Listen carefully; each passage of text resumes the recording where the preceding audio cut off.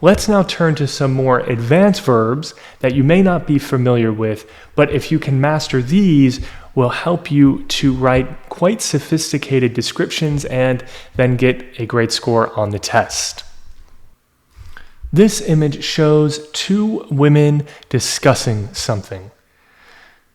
Discuss is a more advanced way of saying talk or speak. Discuss means to have a conversation. Work on. This image depicts a group of people working on a project together. So work on is the phrase made up of work plus the specific preposition on. Work can use different prepositions. So work at, work in, work for.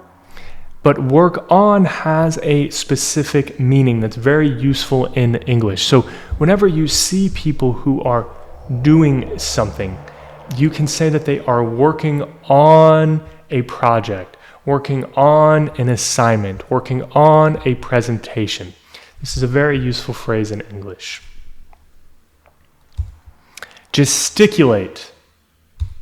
This means to make gestures with your hands.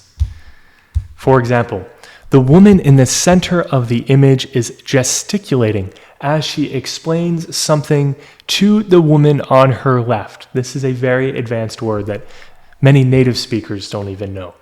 But it's very useful because it describes very precisely using one's hands as we talk to demonstrate things. So anytime you see people in an image, there's a good chance that you'll be able to use this advanced word. Contemplating. This means thinking. In this image, we can see a teenaged girl contemplating.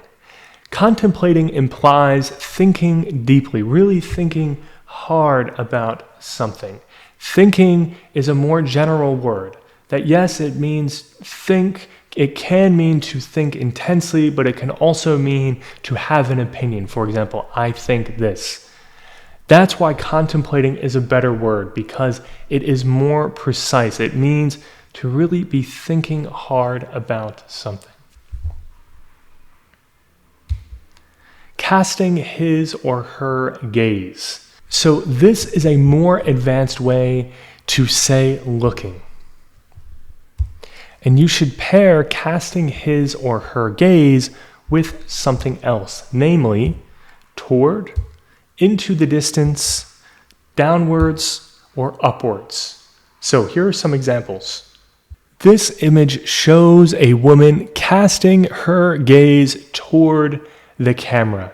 So you could say this image shows a woman looking at the camera. That would be fine. But even better is this image shows a woman casting her gaze toward the camera. Very advanced.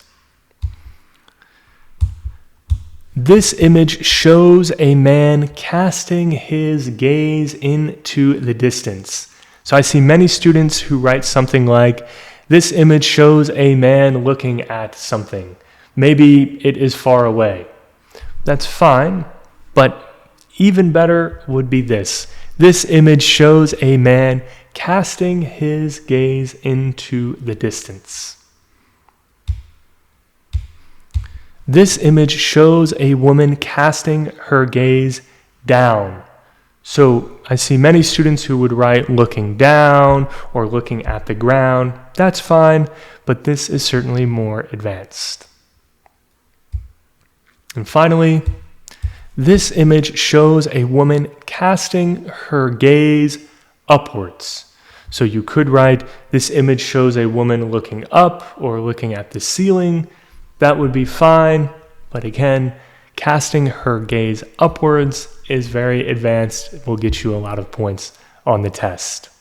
Okay, so those are the most useful verbs when describing people, and the exercises you are going to have the opportunity to practice with those verbs and really master them. Even after the exercises, as you are practicing picture description questions, I would encourage you to really push yourself to use this more advanced vocabulary. You are probably very comfortable using certain words to describe images, but it's important that if you want to get a great score on the test, that you change your habits and you get into the habit of using advanced words that will get you a lot of points. Okay, so the work of learning these words doesn't just stop with the exercises. You have to keep practicing with them so that you can use them naturally and correctly when you take the test.